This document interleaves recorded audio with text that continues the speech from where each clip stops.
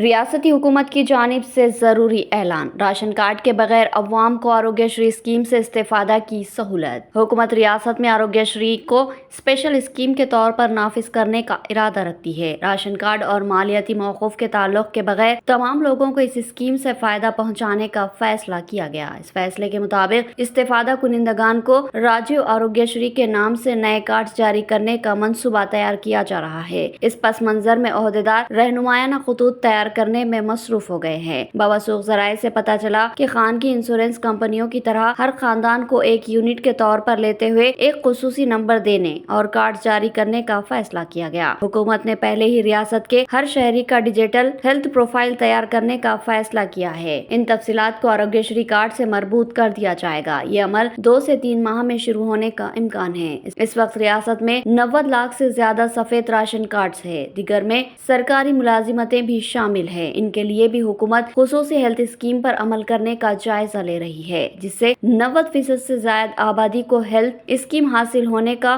محکمہ ہیلتھ کی جانب سے اندازہ لگایا جا رہا ہے۔